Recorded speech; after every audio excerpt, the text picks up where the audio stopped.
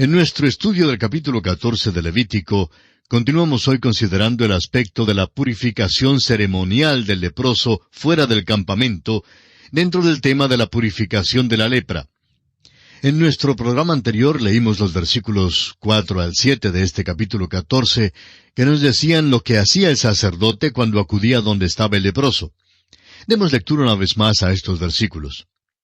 El sacerdote mandará luego que se tomen para el que se purifica 2 avecillas vivas, limpias, y madera de cedro, grana e hisopo. Y mandará el sacerdote matar una avecilla en un vaso de barro sobre aguas corrientes.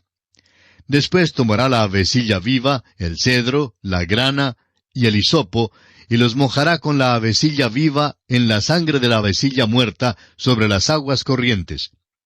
Y rociará 7 veces sobre el que se purifica de la lepra, y le declarará limpio. Y soltará la avecilla viva en el campo. A la luz de este pasaje dijimos que esta era una ceremonia rara porque todos los otros sacrificios debían ser ofrecidos en el altar del tabernáculo y más tarde en el altar del templo según el mandato de Dios. Pero esa es la excepción.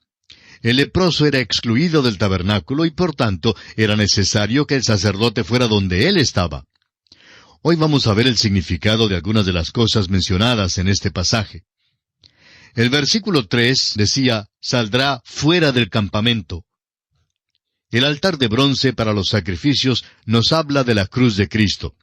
Pero aquella cruz tenía que estar acá en la tierra. Jesucristo tuvo que venir acá para juntarse con nosotros. Amigo oyente, estábamos excluidos de Dios, éramos extranjeros y alejados, sin esperanza y sin Dios en el mundo. Por eso, Él tuvo que venir aquí. El versículo 4 dice que el sacerdote mandará luego que se tomen para el que se purifica 2 avecillas vivas, limpias, y madera de cedro, grana e hisopo. Para este sacrificio se usaron 2 aves vivas y limpias. Sin duda eran palomas o tórtolas. Mientras que una era sacrificada para representar la muerte de Cristo, la otra vivía para simbolizar la resurrección de Cristo. Estas son las 2 facetas del mismo Evangelio. El apóstol Pablo dice en su primera carta a los Corintios, capítulo 15, versículos 3 y 4, «Porque primeramente os he enseñado lo que asimismo recibí, que Cristo murió por nuestros pecados conforme a las Escrituras, y que fue sepultado, y que resucitó al tercer día conforme a las Escrituras». 2 aves, la muerte y la resurrección. Ahora, según el versículo 4, usaron entonces también la madera de cedro. Ahora, esta madera, creemos nosotros, es un símbolo de la perfecta humanidad de Cristo. La madera de cedro era incorruptible. Servía a un propósito práctico, como manilla del cepillo que tenía un hisopo atado con un anillo de color escarlata, o sea de grana, que evidentemente era de lana. La lana mencionada aquí, creemos nosotros, era señal de fe en la sangre. Nos recuerda que Rahab fue instruida a atar un cordón de grana a su ventana como evidencia de su fe, y que esto significó su propia salvación cuando la ciudad de Jericó fue destruida. Luego el versículo 4 menciona al final el hisopo, que es una especie de mata que crece entre las rocas en lugares húmedos. Esto representa la fe del individuo, significa su apropiación y aplicación de la redención de Cristo. Lo que ocurre es que uno simplemente puede hacer una señal afirmativa con la cabeza y decir que cree que Jesús murió y resucitó. Pero esa no es la fe salvadora. La pregunta, amigo oyente, es si usted ha apropiado esta salvación para usted mismo. ¿Ha puesto usted de veras toda su confianza en Él? Leamos ahora el versículo 5 de este capítulo 14 de Levítico. Y mandará el sacerdote matar una avecilla en un vaso de barro sobre aguas corrientes. En este versículo 5 se menciona el vaso de barro. Y este vaso de barro nos habla de la humanidad de Cristo, quien compartió nuestra carne y nuestra humanidad. Pablo se describe a sí mismo como un vaso de barro en su segunda carta a los Corintios, capítulo 4, versículo 7, donde dice, «Pero tenemos este tesoro en vasos de barro, para que la excelencia del poder sea de Dios y no de nosotros». El vaso de barro es este cuerpo que tenemos. El énfasis aquí es sobre la debilidad y la enfermedad de la humanidad. El escritor a los Hebreos dice en el capítulo 4 de su carta, versículo 15, «Porque no tenemos un sumo sacerdote que no pueda compadecerse de nuestras debilidades, sino uno que fue tentado en todo según nuestra semejanza, pero sin pecado». Ahora, las aguas corrientes significan que esta es agua viva. Esa agua era tomada de una corriente o vertiente y habla tanto de la palabra de Dios como del Espíritu de Dios. Este es un rito extraño, pero hermoso. Una de las aves se mata en el vaso de barro en el cual había agua viva. Y esto representa la muerte de Cristo, quien se ofreció mediante el Espíritu Eterno. El escritor a los Hebreos en el capítulo 9 de su carta, versículo 14 dice, «Cuánto más la sangre de Cristo, el cual mediante el Espíritu Eterno se ofreció a sí mismo sin mancha a Dios, limpiará vuestras conciencias de obras muertas para que sirváis al Dios vivo». Era esencial tener las dos aves para poder cumplir el significado simbólico de la resurrección. El ave viva era mojada en la sangre del ave muerta para identificarla con el ave que había sido muerta. Luego, el ave viva era dejada en libertad y se iba volando. Cristo, amigo oyente, fue entregado por nuestras transgresiones y resucitado para nuestra justificación, para darnos así la libertad para estar firmes en Cristo. El apóstol Pablo en su carta a los Gálatas capítulo 5 versículo 1 dice, «Estad pues firmes en la libertad con que Cristo nos hizo libres, y no estéis otra vez sujetos al yugo de esclavitud». Esto quiere decir que los que están en Cristo no deben someterse de nuevo a la religión, ni a los reglamentos, ni al ritual, ni a la ley. Cristo tomó nuestro lugar y murió nuestra muerte, pagó nuestra pena, fue resucitado por nosotros. Ahora, si Él murió por nosotros aquí, entonces nosotros hemos muerto en Él. Esto es lo que dice Pablo en su segunda carta a los Corintios, capítulo 5, versículos 14 y 15, cuando expresa, «Porque el amor de Cristo nos constriñe pensando esto, que si uno murió por todos, luego todos murieron. Y por todos murió, para que los que viven ya no vivan para sí, sino para aquel que murió y resucitó por ellos». Ahora también por su resurrección y ascensión, nosotros hemos resucitado en Él, y estamos en Él allá, a la diestra de Dios. Amigo oyente, el verdadero creyente es tan libre como las aves de los cielos, y es libertado de la religión, del ritual y de la ley.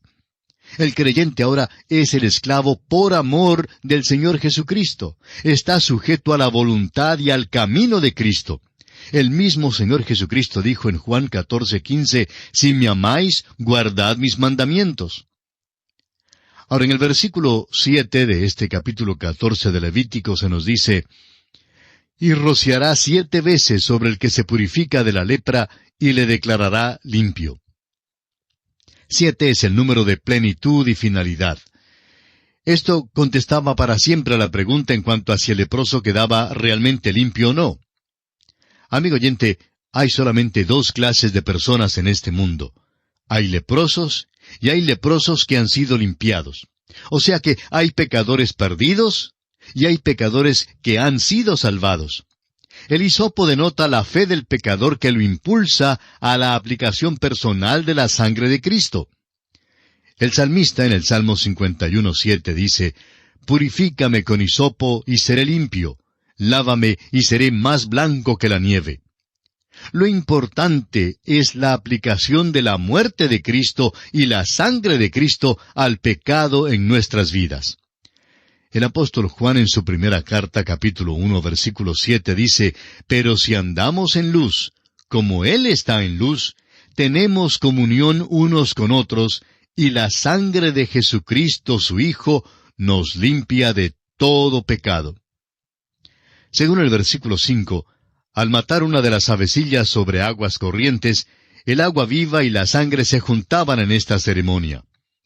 En el Nuevo Testamento, en el Evangelio según San Juan, capítulo 19, versículos 34 y 35, el apóstol Juan anota cuidadosamente para nosotros que cuando Cristo murió y el soldado abrió su costado con una lanza, salió sangre y agua.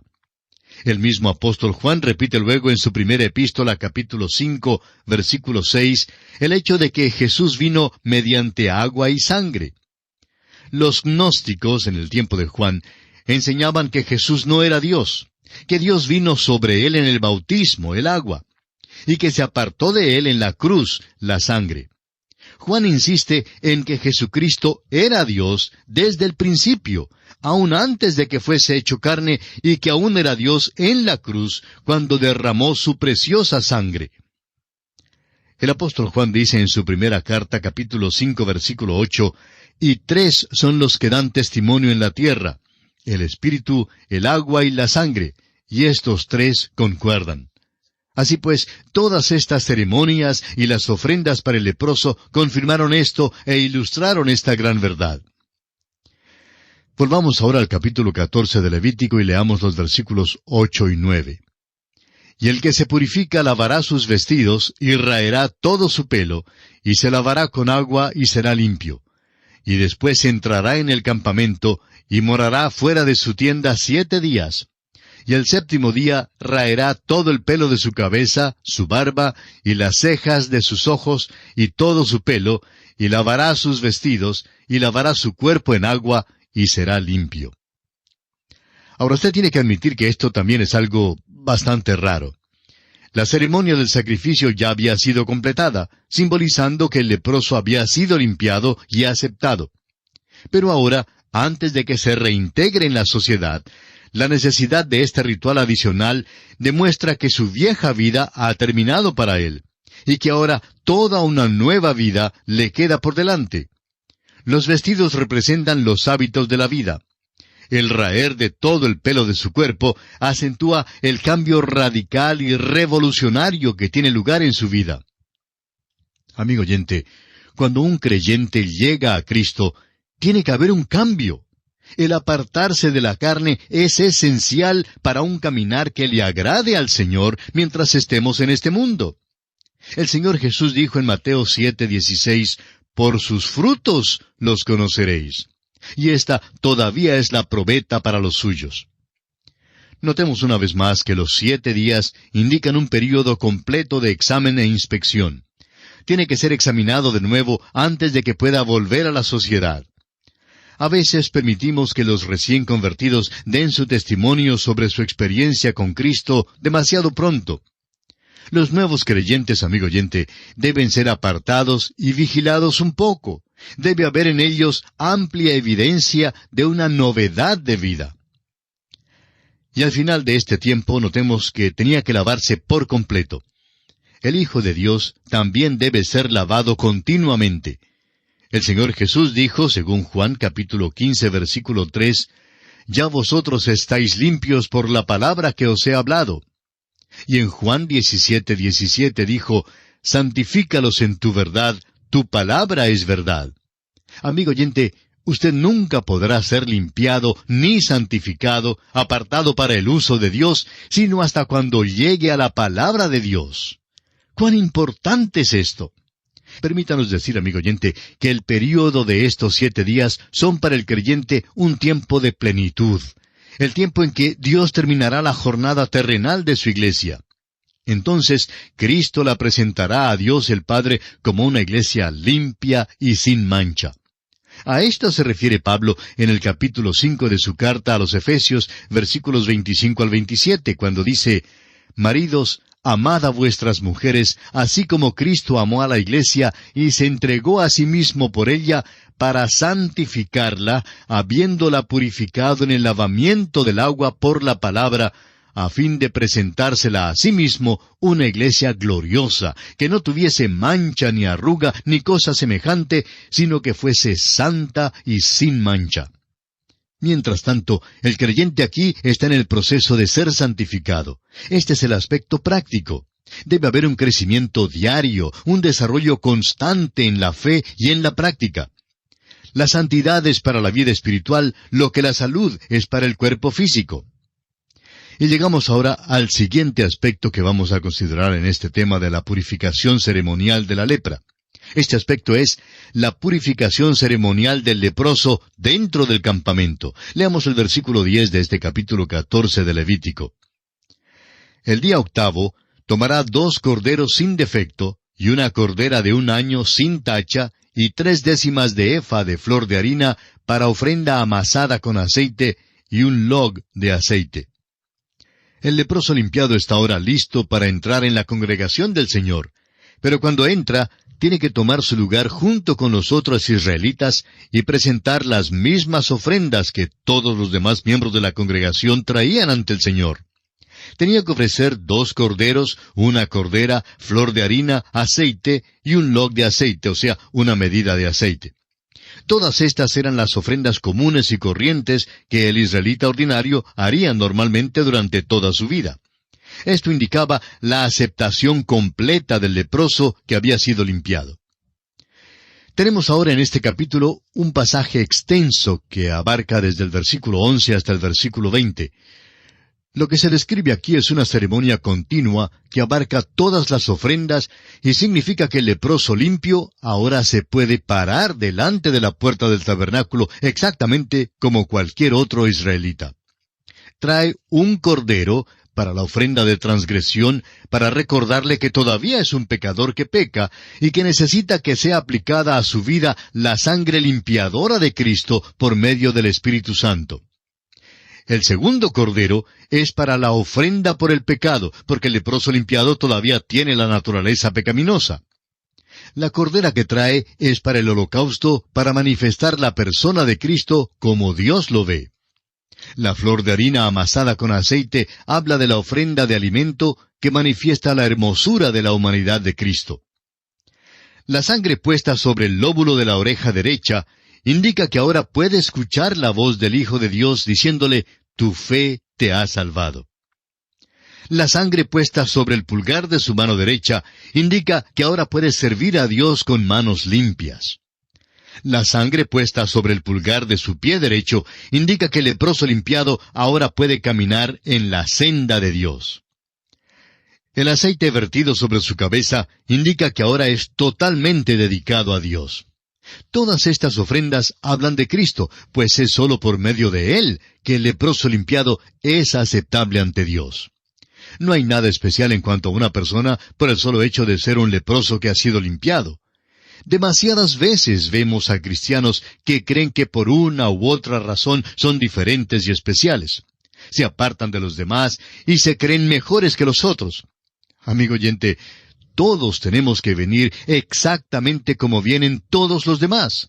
Cada uno solo puede ser aceptable ante Dios única y exclusivamente por medio de los méritos de Cristo.